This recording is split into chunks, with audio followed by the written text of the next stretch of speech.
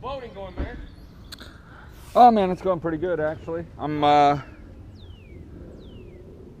got a decent little gig. They've been biting? Oh yeah. Good.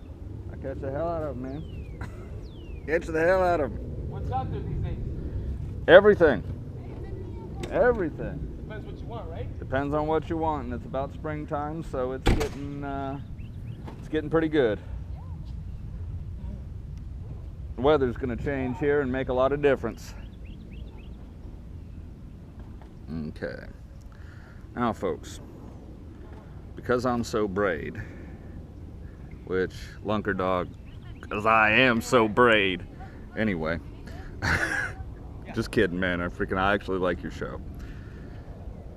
I'm going to show today a line-to-line knot, a braid to fluorocarbon knot, to stop everybody from using swivels and things that distract and draw a lot of tension away from the lure, don't necessarily present as much of a natural presentation as one would like. I find it has actually increased my fishing and catch ratio by a small percentage, but it's still an increase. Anything that increases your catch percentage, your catch ratio, is gonna make a difference on how you feel next time you go fishing, how confident you are in your products, and just your total enjoyment of the experience on the water. So every little tiny percentage increase that you can put together, you're gonna, overall, your fishing experience will improve. Whether you're using artificials or live bait. Now, what I'm going to start off with is something simple, like the line-to-line knot. This is, I believe, recommended by Power Pro, but you can use it with any other braided line brand. Now, first of all, you take your fluorocarbon, the fluorocarbon of your choice, and you take the line and you bend it back on itself. You fold it back like this. So you have this sort of effect. So you make kind of a little bit of loop.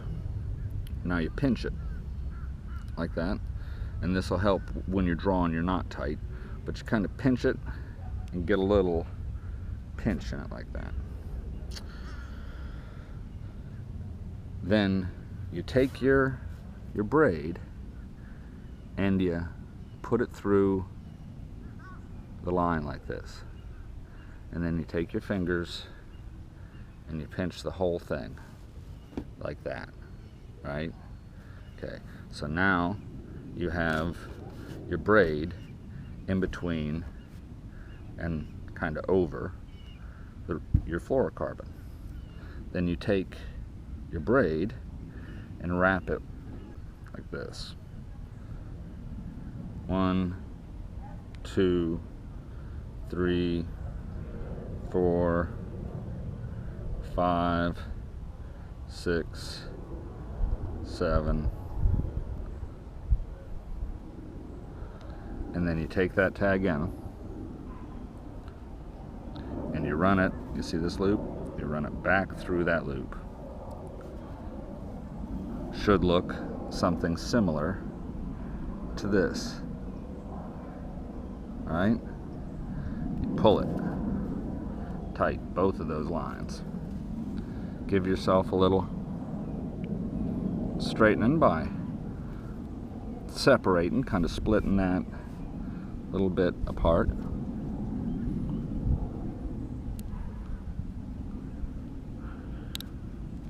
Give yourself a little tug, tighten it up, pull on it, making sure not to cut your fingers, because this braid will slice right into your finger if you're not careful. I use my fingernail to kind of give a little tug, tighten it up. I pull on every tag end, and there, once you trim this, is a pretty low profile knot. You see this? Pretty low profile, much smaller than a swivel. You can also even reel this in to your rod tip up through that eye, and you won't be punching the little pieces of porcelain or whatever it is that are in the eye of your rod tip out. Now when you cast it, you might hear, see, okay, see, now I clip that end off. Very, very low profile.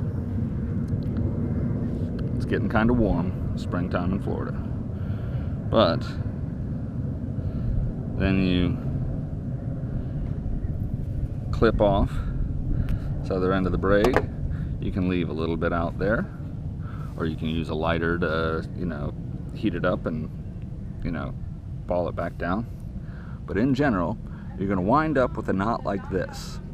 This knot is very low profile, and you will be able to reel it into the end of your rod and extend the length of your fluorocarbon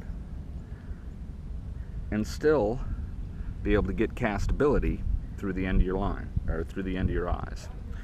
You might hear it click a little bit, but trust me, not going to make any bit of difference, and you will preserve the entire reason why you went to braid, for its thinner diameter, its sensitivity, and actually the amount of backing, the what would you call it, the amount of line on your reel. Because when I go after big fish on light tackle and they start peeling off that line real quick, and I mean it'll go in a hurry, mono has its advantages because of the clarity of it, and fluorocarbon also has its advantages.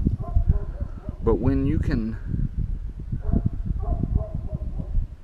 use a certain amount of fluorocarbon and still be able to reel it into your eye and your rod tip, and give yourself enough time or enough line to clip off the end, change lures, because each time you do that you're losing a little bit and a little bit. And I like the distance between the lure and this visible braid. I mean, it's visible as the day is long. Those fish see that, just like they see that swivel. That's why you tie this knot and give yourself a length of fluorocarbon as long, or probably even longer, than the fish you intend to catch. Personally, I also do it just, you know, put a whole bunch of it on there just to be able to retie and all that other stuff without having to tie that line to line knot, because every time you tie a knot it takes time, right? So once you do that, you can then reel your line up. Let's see if we can show this. Okay, here we come. We're getting close to that. But look at that. Reels right into that eye. Look at it all the way down. And you can even reel it. And I do find it actually better to have a long enough length of it to get way down into these bigger eyes. Because when you cast it, the line's going to pull out, and it's going to pull this straight, and it's going to go through these eyes a lot better. So your castability, your distance, and all that stuff is going to be maintained, and you will have a very clear fluorocarbon leader on the end of your line, and you're still going to be able to actually enjoy the effects of having not only your braid and the amount of backing for it, because, you know, like I said before, when you slam into that big fish, that fish of a lifetime, you know, it's not necessarily the strength of the braid. It's the amount of line and the amount of backing that you have in between you and that fish. If you want to go out and use bass tackle to catch a 100-pound tarpon or a 60-pound redfish, or God help you, a snook, woof, Lord have mercy, you want it. You want that backing and you want the strength, because you're going to be up in that structure. You're going to be having it run all across all sorts of nasty barnacles, oysters, rocks, coquina, whatever. You're going to have that problem. And braid really solves a whole bunch of those things, and the sensitivity. Also allows you to work your lure, if you're using something like a jig or something like that, with more direct contact and power and reaction to that jig, to the crankbait, whatever. Now, today I'm going to go freshwater fishing, and it's probably not going to be that big of a deal because I got 20-pound fluorocarbon, very clear, and I've got 20-pound braid. Pick a flavor, whatever your favorite one is. But I'm also going to be fishing a little bit of structure, so I'm going to be glad to have that 20 pounds in the thin castable braid, because that's what the deal is. It's thin, and you can get a further cast, and often much more accurate. Braid has less memory, so you don't get this line twist, because fluorocarbon's pretty good about it now. But mono, on the other hand, got a terrible memory, and you'll see as it's got to straighten out, and that loop's got to pop through your eyes, and it shortens your castable distance. All of those things can be counteracted with something as simple as that little knot right there, and you can use your braid more effectively all the way around. I've found it's just the way to go, because without using a swivel, having to use that line-to-line knot there, I can reel it all the way in. I can still have about 7 feet of braid, so when that fish is watching, because I see some people using about a foot of fluorocarbon, whatever, you have that piece of line going straight there, and that fish is going, you know, looking at the bait, looking at your, looking, and it sees this piece of string bouncing every time this moves, or whatever lure you're using. Now, I know it may be a little technical, and you may think, oh, fish aren't that smart. They are. Snook, tarpon, even redfish. When they've been pounded all day and they start to get that lockjaw, or they're just plain weary because everybody targets them, you're going to want to start doing little tiny things like this to increase your catch success. Because if you got that fluorocarbon and there's 7 feet and that fish doesn't see nothing in between, you know, you're looking around, don't see nothing, okay. I don't think that there's a fisherman at the other end of this. I've probably seen this lure before, but now it just looks like there isn't no fisherman there. And so he's going to go down and eat it. Valuable tip. I will move on to the next segment, and I'm probably going to go do some video shooting today since it's been a pretty day. Water's flowing, water's high. They're going to be up in the shallower water, feeding on the worms, crawdads, and other things that are going in there, you know, that are coming out of the ground because it's too wet. And those worms, probably, let's see, this 5-inch T-Rex here in a red shad, because it kind of looks like that night crawler, you know, just fresh up out the ground like that. I might be using this on a light little tiny bullet weight, probably a 1/16 ounce, or I'm gonna be using this crawdad with, let me see, with my Incredipunch body, Bama Bug. I like Bama Bug, and I like the Okeechobee. I think Bama Bug is going to be a more natural presentation today. So what I'm going to do is I'm going to open up my package here of Bama Bug, because I've done gone through all the rest of them.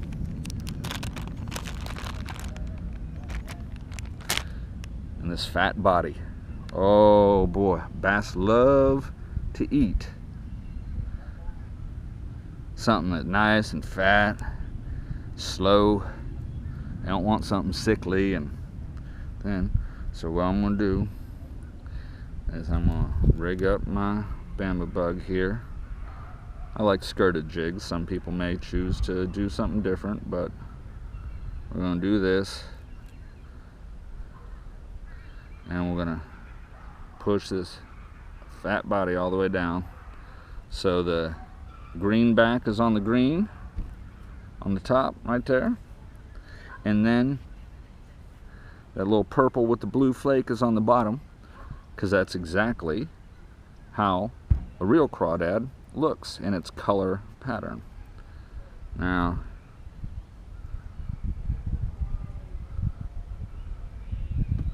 that, when it floats, it's got that little bit of flash, a little bit of a bounce.